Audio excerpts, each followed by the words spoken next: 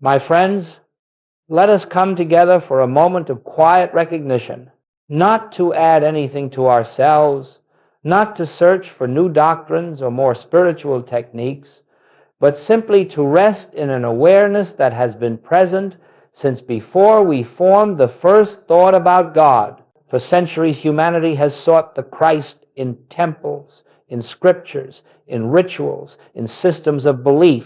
We have traveled great distances in the hope that somewhere someone could reveal to us a secret, unlock a mystery, or place into our hands a key that would open the gates of heaven.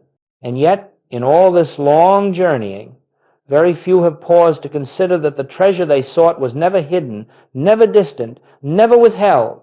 The Christ is not something you discover in time. The Christ is what you have always been in truth. When Jesus spoke of the kingdom of God, he did not direct anyone outward. He did not say that the kingdom is found in a holy mountain, or in a book, or in a system of worship. He said, very simply, the kingdom of God is within you. If there is a message the world has forgotten, it is this one. If there is a truth that religion has complicated, embellished, and sometimes concealed beneath layers of doctrine, it is this one. The kingdom is within you. Christ is within you. The presence you seek is the very essence of your own being. It is only because we have been conditioned to look outside ourselves that this appears hidden.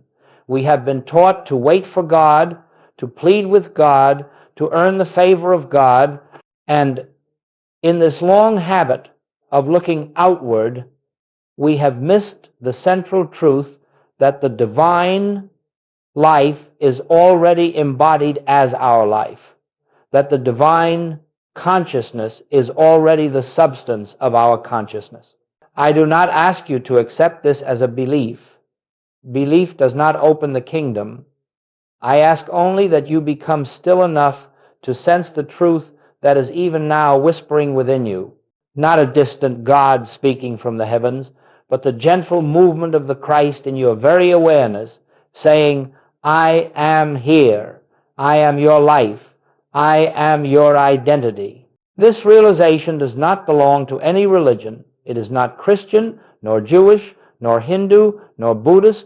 It is the universal truth that every mystical teaching has pointed toward. Religion may point the way, but it cannot give you the experience.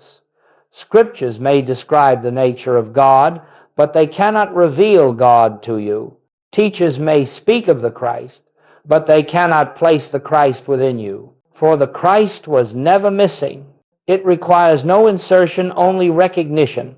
Let us, then, set aside the notion that Christ consciousness is a doctrine to accept, or a theory to debate, or an achievement to attain.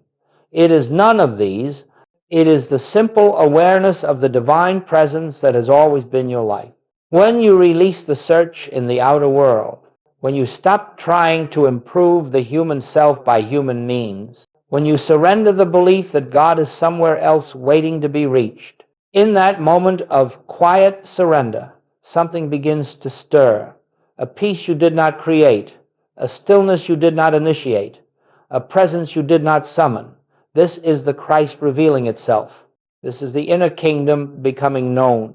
We stand together today, not to gather more spiritual ideas, but to lay them aside. Not to strengthen the personal sense of self, but to watch it gently dissolve in the realization of a deeper identity. Not to form yet another spiritual path, but to step into the truth that has been present long before paths were named. Christ consciousness does not begin with belief. It begins with silence, with recognition, with the smallest willingness to look within. As we continue, let us hold this truth quietly. There is nothing to become. There is only something to remember. My friends, let us move a degree deeper into this inner journey. For if the kingdom of God is within you, and if Christ is the light of your own consciousness, then we must gently examine how it happened that humanity came to seek outwardly for what Jesus himself pointed inward. This is not a criticism of religion. It is simply an observation, an understanding. Religion, at its best, holds noble intention.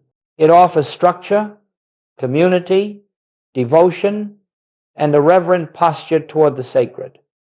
But over time, institutions can forget the spirit in their devotion to form, and the forms that were meant to reveal God can begin to replace God in the minds of those who follow them. In the days when Jesus walked the earth, the religious world of his time was filled with rules, traditions, and rituals intended to bring people closer to God. Yet Jesus did not emphasize these.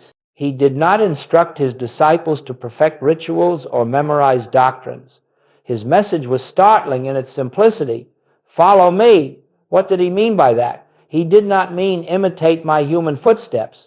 He meant follow the consciousness that I embody. Follow the inner light.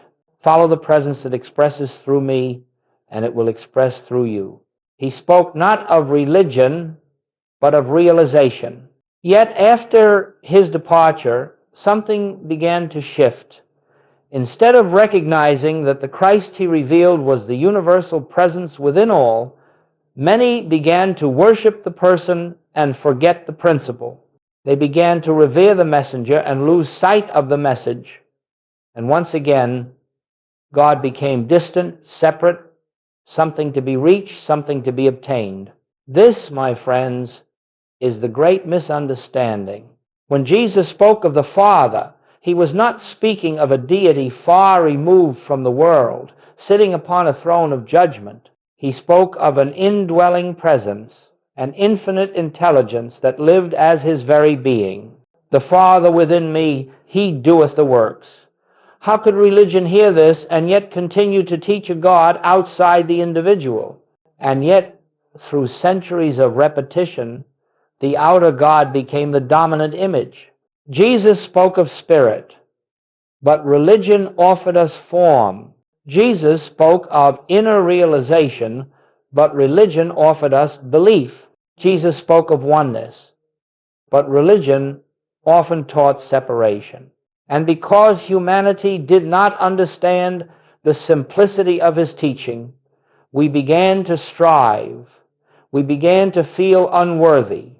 We began to imagine that God must be persuaded, pleased, convinced. We began to pray upward instead of inward. We began to look to religious authorities to tell us what God requires instead of listening to the still small voice already speaking within our own hearts. This is not to condemn religion, but to clarify the path back to truth. For Jesus never required membership. He never insisted on dogma. He never instructed anyone to place intermediaries between themselves and God. He taught the absolute opposite. Call no man on earth your father, for one is your Father. Neither shall they say, Lo here, or Lo there, for the kingdom of God is within you. What could be more direct? What could be more freeing? Goldsmith reminded us again and again, whenever an outer authority claims the power to grant you access to God, you may be sure the truth has been obscured. No church, no teacher, no scripture, not even Jesus himself can bring God to you. They can only reveal what is already present. They can point, but they cannot give, because the divine cannot be given. It can only be recognized. The misunderstanding was never malicious. It was only human. We looked outward because we forgot how to look inward. We sought security in forms because we did not trust the invisible. We clung to doctrines because we feared the silence in which God is actually heard. But the moment you understand that Christ is not a religious figure but the divine essence of your own being, the misunderstanding dissolves. You no longer need to argue with religion nor abandon it. You simply transcend the limitation. You step into the universality of truth. You realize that the teaching Jesus brought forth was not meant to build an institution. It was meant to awaken a consciousness. And that awakening happens in you, here, now, without ceremony, without effort, without permission. Let us hold this quietly. Jesus pointed within. Religion pointed without, but the inward path has always remained open. The misunderstanding is undone the instant you turn your attention back to the place Jesus directed you, the kingdom within. My friends, as we enter this next movement of our inner journey, let us become very still, not because stillness is holy in itself, but because in stillness we begin to feel what words cannot contain. For Christ consciousness is not a concept to be accepted with the mind. It is an awareness that reveals itself when the mind grows quiet enough to receive what has always been present. Let us approach this truth gently. When we speak of the Christ, we are not speaking of a man. We are not speaking of Jesus in his historical identity, although he embodied the Christ more perfectly than any other whose life has been recorded. But if we limit the Christ to Jesus, we miss the very purpose of his life. Jesus came not to demonstrate what he was, but what you are. He came not to claim divinity for one person, but to reveal divinity as the essence of every person. Christ is the divine nature of you. Christ is the spiritual identity behind the name, behind the personality, behind the mask you have worn in the world. This is why Jesus spoke in the first person universal. He said, I, not to identify the human Jesus, but to speak from the standpoint of the Christ. I am the light of the world. I am the way, the truth, and the life. Before Abraham was, I am. When he spoke these words, he did not mean Jesus. The man existed before Abraham. He meant the Christ, the eternal I, the presence of God individualized. And this same I is the truth of your being. Do you see how this dissolves the sense of separation? Do you see how this lifts the burden of trying to reach God or please God or find God? There is no distance to cover. There is only an inner identity waiting to be recognized. Christ consciousness, as Goldsmith taught, is the awareness of oneness. Oneness with God, oneness with all life, oneness with the infinite source that is forever expressing as your very breath. Christ consciousness is the recognition that you are not a fragment seeking to return to a whole. You are the whole expressing one of its infinite forms. It is the awareness that God does not stand apart from you. God is the life you are living. God is the intelligence operating your being. God is the substance of every breath, every thought, every movement of your existence. To awaken to the Christ is to awaken from the dream of separation. You see, the human sense of life believes, I am here and God is there. The Christ sense of life knows, I live, yet not I. The Father within me is the life that is living. The human sense prays for supply. The Christ sense recognizes that divine supply is the very nature of consciousness. The human sense fears sickness and death. The Christ sense knows that life is infinite, eternal, never born, never dying.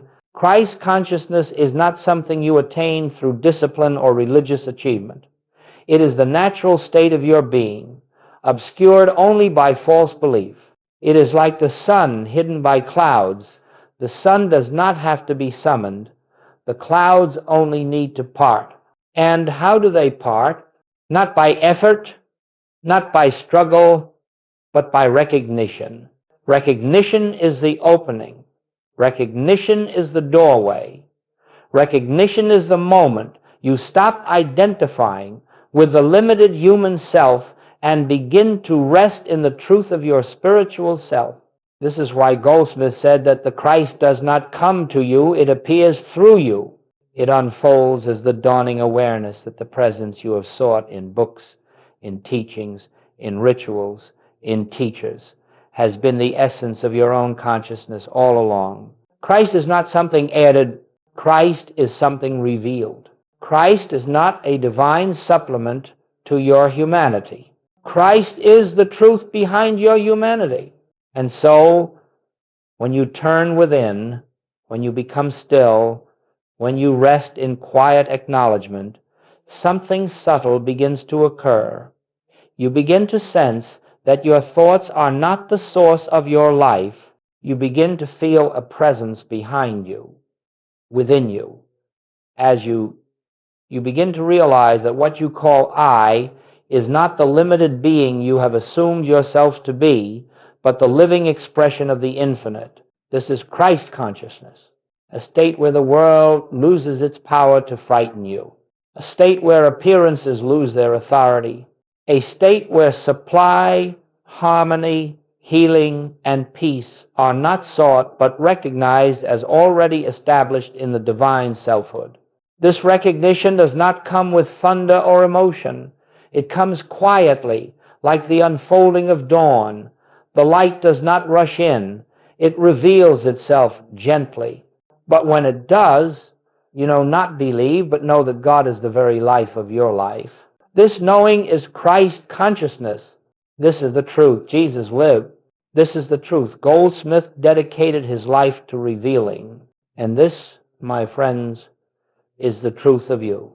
My friends, let us now gently approach one of the most sacred transitions in the spiritual life, the shift from identifying ourselves as human beings, striving toward God, to recognizing ourselves as spiritual beings expressing God. This shift is not an achievement, nor is it an attainment. It is not reached through struggle, nor is it acquired through greater belief. It is simply the moment when you begin to see through the illusion of the human self and awaken to the deeper truth of your being. For ages, we have been conditioned to believe that we are creatures of flesh and blood, born into a world of limitation, subject to fear, lack, sickness, and death. We have been taught that the body is our identity, that the mind is our guide, and that the material world is our source. And because we accepted this sense of self, we lived according to its limitations. But, my friends, you cannot lift yourself out of limitation while clinging to the identity that creates it. You cannot experience the freedom of the Spirit while insisting that you are first and foremost a human personality. And so, the beginning of liberation, the doorway to Christ consciousness, is the recognition that your human identity has never been your true identity. The human self is not the truth of you. It is the shadow of a greater self, the appearance of a deeper reality. Goldsmith would say, you are not human trying to become spiritual. You are spirit appearing as human.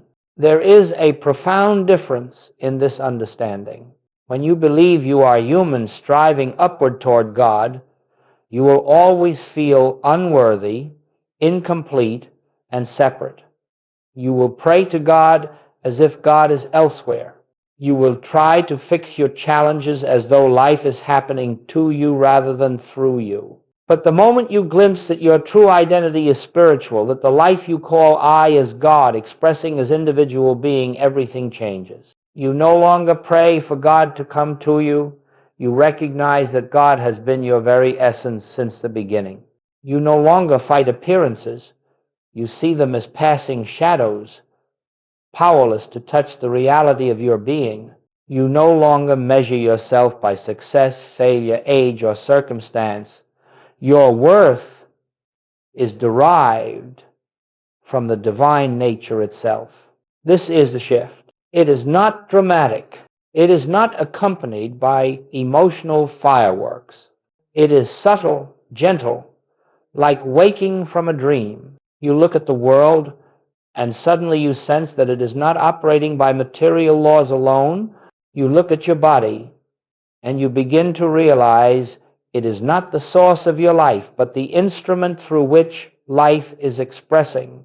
You look at your thoughts and feelings, and you understand they are not the self, but movements passing through the self. And above all, you begin to feel a new center, a place of stillness, peace, and assurance that does not come from human effort.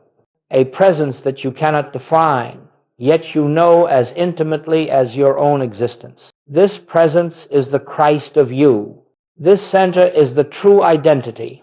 This quiet awareness is your spiritual self. But you may ask, how do we make this shift?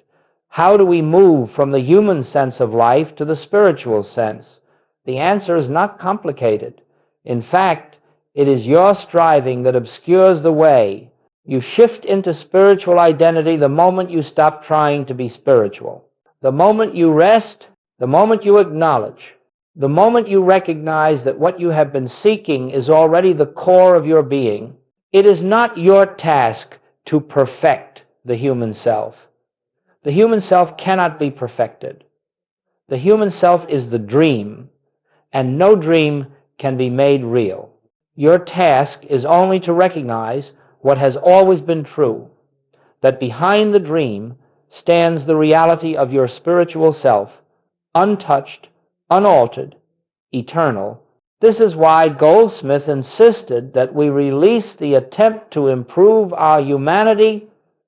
The human state is not the truth of us, and the more we try to refine it, the more we bind ourselves to it. The spiritual identity requires no improvement. It requires recognition. Once this recognition begins, the whole nature of life changes. You stop fighting appearances and begin resting in presence. You stop striving to get and begin realizing the fullness that already is. You stop fearing the world and begin seeing through its illusions. The shift from human identity to spiritual identity is not a destination, it is a remembrance. And each moment of remembrance deepens the realization that I and the Father are one is not a poetic phrase, it is the truth of your being. Rest in this. Let it unfold. Let it reveal itself gently, for your spiritual identity has never been missing. It has only awaited your recognition. My friends, now that we have opened the inner door to the truth of our spiritual identity, let us quietly approach the heart of the infinite way, the actual practice by which this truth becomes living experience. Not a technique, not a ritual, not a method to manipulate God or the universe, but the simple act of recognition. Recognition is the key, for you will never bring God into your life through effort. You will never reach God through striving. You will never summon the Christ presence through repetition of sacred words. You do not need to. The presence is already here, and so the practice is not the attempt to create something, but the realization of what already is. It is the shift from seeking to acknowledging, from trying to attain to resting in what has been true since before the foundation of the world. This is why Goldsmith said, "Do not try to reach God. Acknowledge God already present." Let us explore how this unfolds.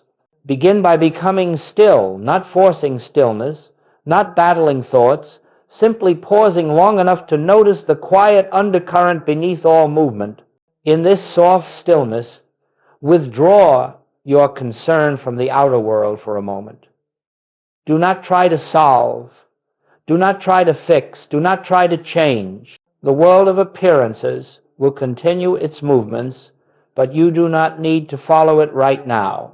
Turn inward, not to find something, but to become aware of the presence that has been here all along, a presence that does not shout, does not push, does not demand, a presence that reveals itself only when you stop trying to force spiritual experience and instead allow yourself to be carried by the invisible life that is living you.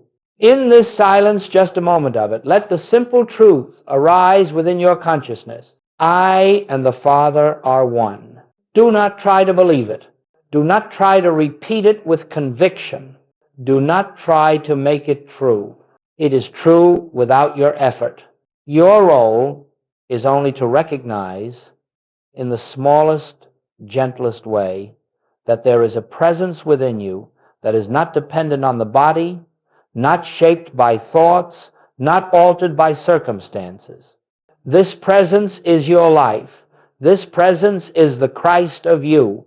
And the moment you acknowledge it, even lightly, even without feeling something in consciousness opens, this is the practice. Seek quietly. Acknowledge the presence.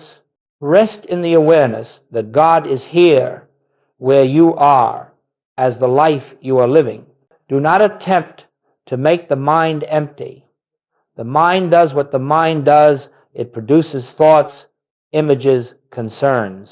Let it. You are not the mind. You are the awareness behind the mind, the silent witness in which thoughts come and go like clouds drifting across a sky that is never disturbed. Each time you become aware of this silent witness, this spaciousness, this stillness, you are recognizing the Christ. You are recognizing your spiritual identity. You are recognizing the kingdom within. Practice this not as a discipline, not as a duty, but as a returning to what you have always been, a returning to the presence that has never left you. And remember, the practice is gentle, it is simple, it is quiet. One moment of recognition is enough to open the way. One breath of awareness is enough to feel the shift. One pause before reacting is enough to let the Christ reveal itself. This recognition must not be confined to meditation. Goldsmith never intended for the spiritual life to be limited to the cushion or the quiet room. The true practice is to recognize the presence in the midst of daily activity while walking, while speaking, while facing difficulty, while experiencing joy. Each pause throughout the day becomes a doorway. You simply turn inward for a second and acknowledge, God is. The presence is here. I am not alone. I and the Father are one. There is no ceremony in this, no strain, no attempt to produce results. Recognition is enough. For you are not calling upon a distant God. You are becoming aware of the God that is your life. You are not reaching up. You are sinking inward. You are not asking. You are knowing. In this knowing, grace flows. In this knowing, peace emerges. In this knowing, the outer world begins to rearrange without your manipulation because consciousness has taken its rightful place as the source of all unfoldment. Recognition is the gateway through which the infinite expresses into the finite. Recognition is the light that dispels the illusion of separation. Recognition is the foundation of Christ consciousness. It is the stillness in which the Christ whispers, I am here. I have always been here. Let this be your practice. Not perfection recognition, not force awareness, not seeking remembering. For the presence you seek is the presence you are. My friends, as we continue in this inner journey, we arrive at a place where many sincere seekers have stumbled, not because the path is difficult, but because certain deeply ingrained beliefs veil the truth from our recognition. These barriers are not sins. They are misunderstandings. They are not failures. They are shadows of inherited thought. They have no substance in spirit, but they can appear very real to the human sense of self. Let us gently bring these barriers into the light, not to wrestle with them, but to see through them. For once they are seen, they dissolve. And once they dissolve, the Christ within us shines forth unobstructed. The first barrier is guilt. Guilt is the belief that we have offended God, that we stand separate, that our mistakes, our past, our human frailties somehow create distance from the divine presence. But my friends, guilt exists only in the mind of man. There is no guilt in God. There is no condemnation in spirit. There is no judgment in the Christ. God does not withhold itself because of your past. God does not withdraw its presence because of error. God does not diminish its love because of human imperfection. It is only the human mind that imagines such things. The spiritual truth is this: your mistakes do not define you. Your spirit does. And the spirit of you is untouched, unaltered, unbroken, unchanged. The Christ within you has never sinned, never fallen, never wandered. It remains whole, pure, radiant. And it is this Christ that is your identity. Guilt dissolves in the presence of this realization, not through effort, not through penance, not through trying to be better, but through the simple acknowledgement that Spirit has never accused you, and therefore you are free. The second barrier is unworthiness. This is the belief that spiritual awakening is reserved for the advanced, the holy, the disciplined, the chosen. So many have said, this truth may be for others, but not for me. I am not ready. I am not spiritual enough. I have not practiced long enough. But how can you be unworthy of your own identity? How can you be unready for the presence that already constitutes your being? How can you be less spiritual than the spirit that is expressing as you? Unworthiness is the greatest illusion because it assumes that spiritual truth is something external that must be earned. But the Christ is not a prize. It is not an attainment. It is not granted by achievement. It is the nature of your very existence. It takes no worthiness to be what you already are. It takes only recognition. The Christ in you is not waiting for you to qualify. It is waiting for you to stop disqualifying yourself. And the third barrier, perhaps the most subtle, the most deeply ingrained, is religious conditioning. For many centuries, humanity has been taught that God dwells elsewhere, that the divine is separate from the individual, that holiness is accessed through intermediaries, institutions, or rituals. Many have been trained to fear questioning, to fear inner knowing, to fear anything labeled mystical, even when Jesus himself was the great mystic of his age. This conditioning creates hesitation in the soul. It whispers, be careful. It warns, this is too bold. It suggests you must go through proper channels. Yet the moment you turn within, you discover a presence that needs no permission, a presence that speaks in silence, not in dogma, a presence that reveals rather than instructs, a presence that is the very fulfillment of everything religion was meant to point toward. Let us understand this clearly. Religion can be a beautiful stepping stone, but it cannot replace revelation. Scripture can guide you, but it cannot take the place of experience. Teachers can point you inward, but they cannot see for you. The Christ is not reached through belief systems. The Christ is revealed through the silence of your own soul. And so these three barriers, guilt, unworthiness, conditioning, begin to fall away when you realize that none of them have any foundation in spirit. They do not exist in the kingdom within you. They exist only in the human mind, the personal sense of self, the accumulated memory of collective belief. You do not remove these barriers. You awaken from them, and recognition is the awakening. As you rest in the awareness of the presence, as you quietly acknowledge, I and the Father are one, these shadows lose their reality, they lose their authority, they lose their influence. And you begin to stand not as a human being trying to become spiritual, but as a spiritual being remembering the truth of your own eternal identity. The Christ in you has never been guilty. The Christ in you has never felt unworthy. The Christ in you has never been shaped by human teaching. The Christ in you merely waits for your recognition. Let this recognition dissolve whatever has obscured your vision. Let it clear away the mist. Let it reveal the inner light that has always been shining. For once these barriers fall, even slightly, the path into the kingdom becomes clear, effortless, inevitable. My friends, now that we have recognized the barriers that obscure the inner light, let us gently turn to the living of this truth, not in seclusion, not in monasteries, not in moments set apart from life, but in the midst of our daily activity. For the spiritual life is not lived apart from the world, it is lived through the world. Christ consciousness does not draw us away from life. It illumines life.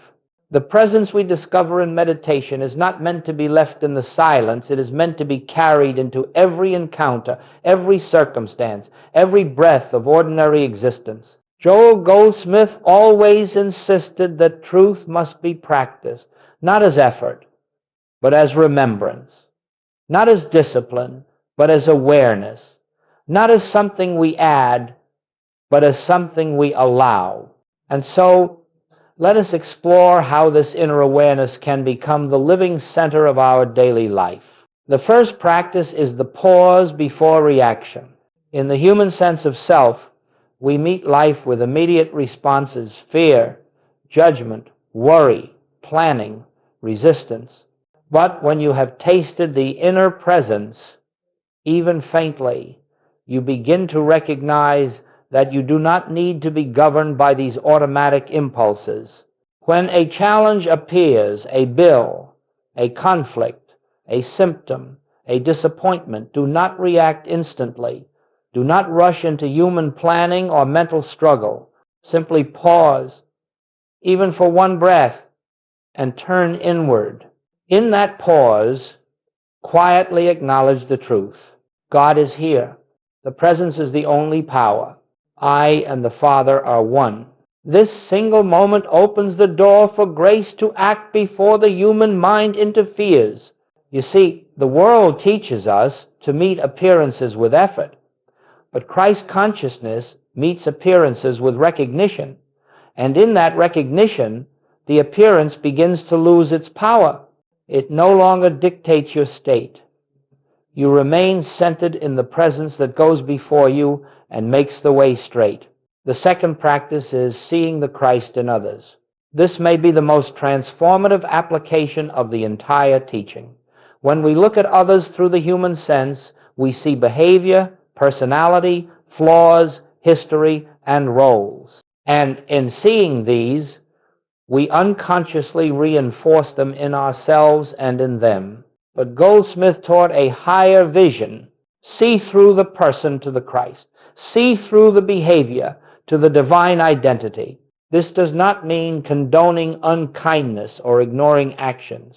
It means that when you meet another soul, you silently recognize that behind the mask of human personality stands the same divine presence that lives as you.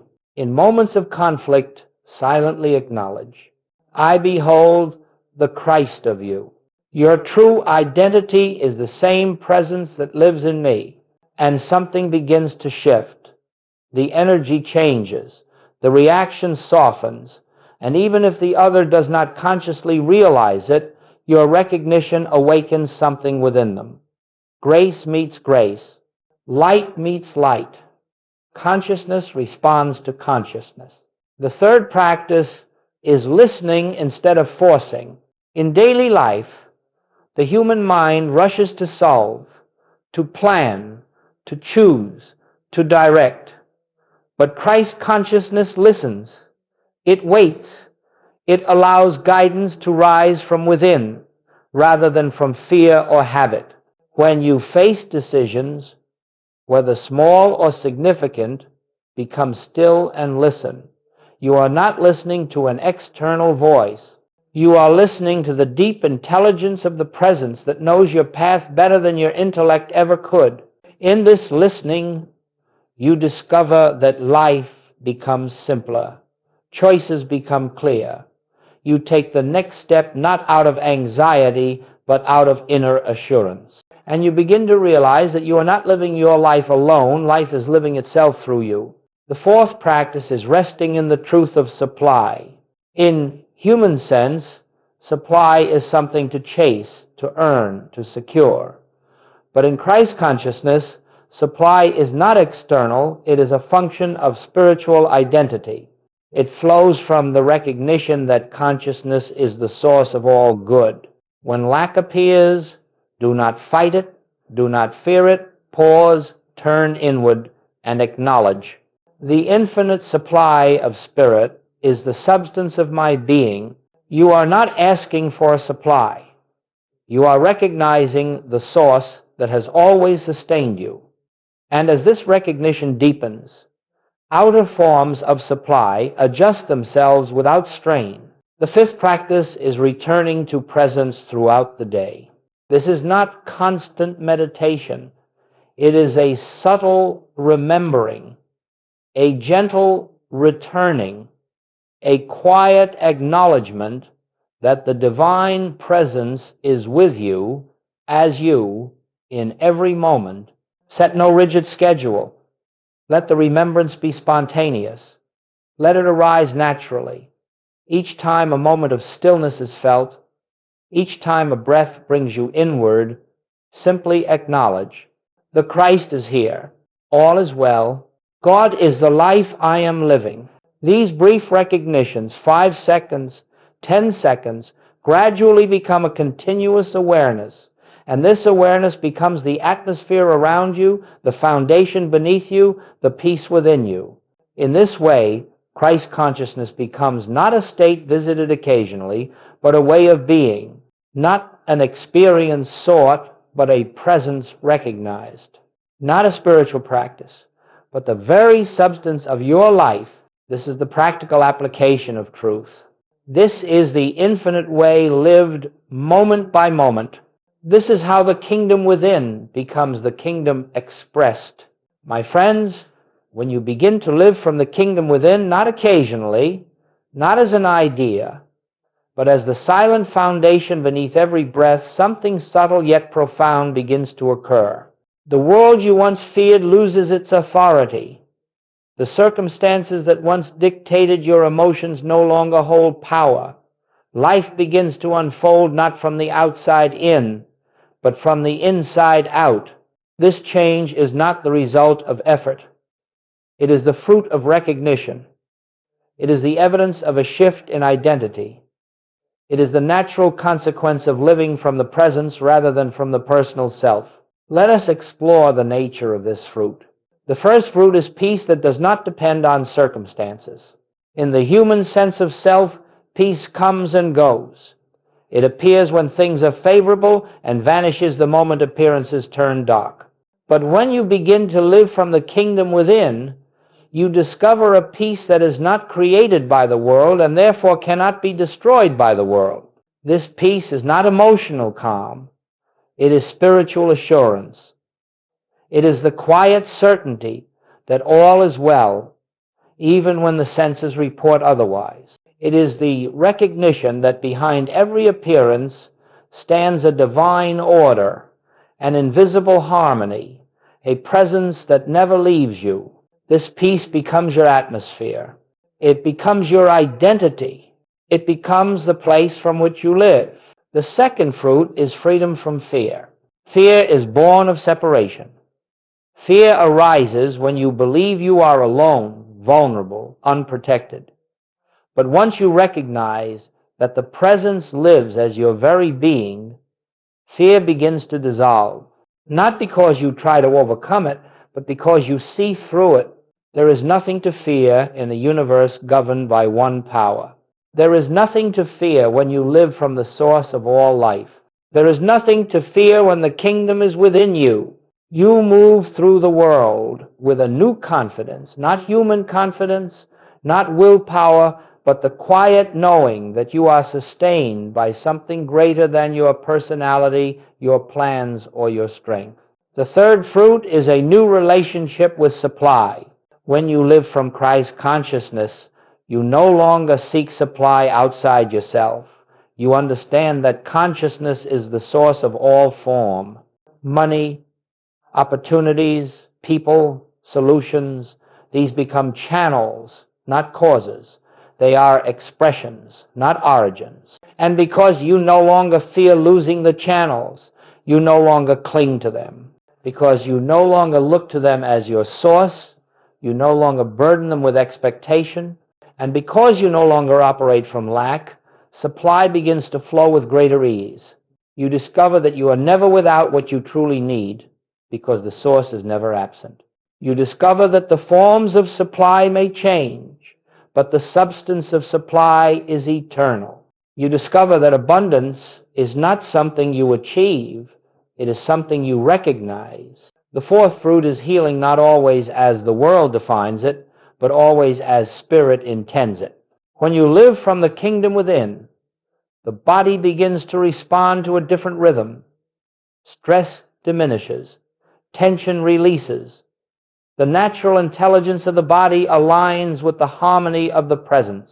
Healing may appear in the form of physical restoration, or it may appear as peace, acceptance, or inner transformation, but always healing unfolds as the revelation of wholeness already present. You do not heal by fighting disease.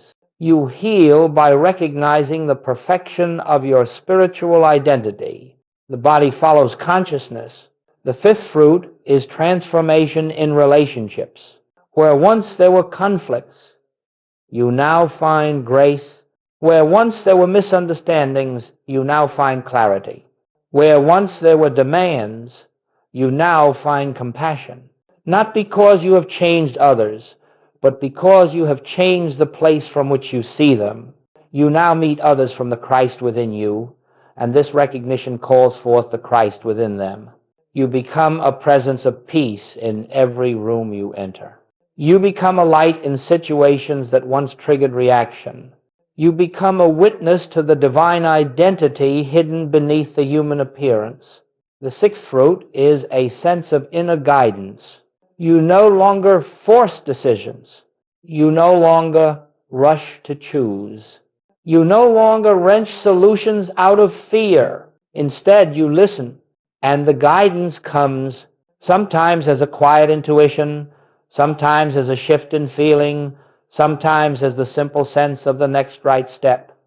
The more you trust this inner direction, the more clearly it speaks. You begin to live not by human will, but by divine unfoldment. Life becomes orchestrated from within. Paths open without strain. Opportunities arise without forcing. Situations resolve without manipulation. This is the fruit of recognition. And finally, the seventh fruit, the greatest of them all, is a new sense of self. You no longer see yourself as a limited, struggling, fearful human identity trying to reach God. You recognize yourself as the very expression of the divine presence. You know, quietly, silently, humbly, I live, yet not I. The Christ lives me. And from this recognition arises a life of grace, a life of inner freedom, a life of deep, unshakable fulfillment, not because the outer world changed first, but because you changed your center, not because you achieved spirituality, but because you recognized Spirit, not because God came to you, but because you came home to God within you. This is the life that begins when you live from the kingdom. This is the life that unfolds through Christ consciousness. This is the life that cannot be touched by the fluctuations of the world.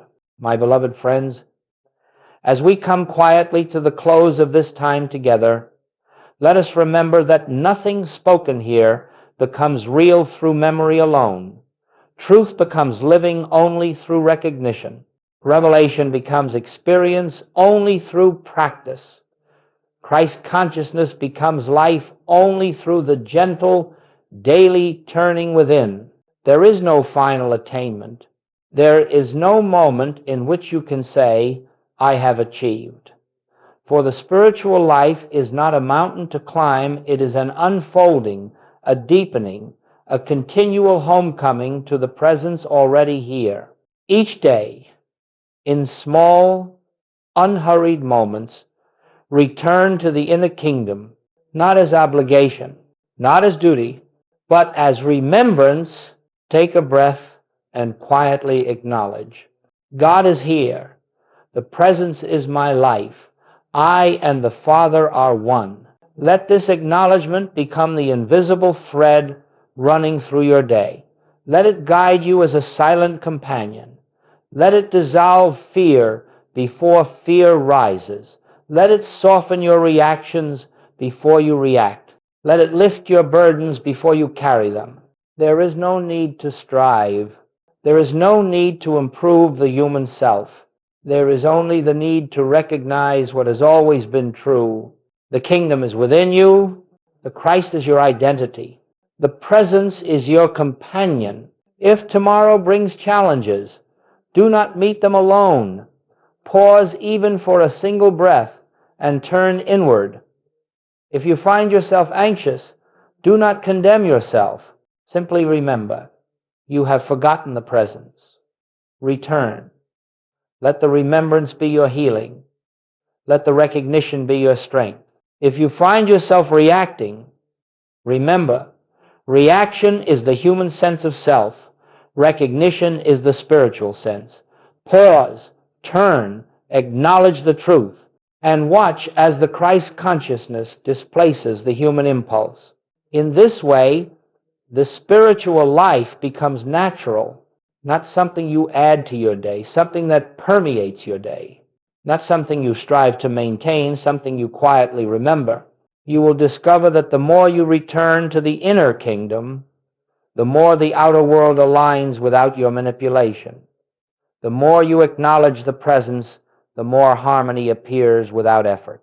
The more you rest in your spiritual identity, the more life unfolds according to divine order rather than personal struggle. This is grace. This is the fruit of living from within. This is the infinite way. And so, let us end as we began, in silence. For in silence, the Christ speaks. In silence, the presence reveals. In silence, we discover that the journey we thought we were undertaking is already complete. The kingdom has never been far.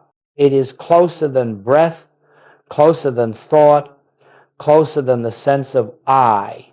And every time you turn within, you return home. Let this awareness accompany you now. Let it sustain you. Let it live you. And may the quiet recognition of the presence be the light before your path, the peace within your heart, and the truth that guides you in every moment. Blessings, my friends.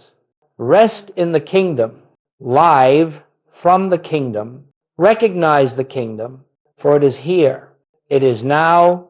It is you.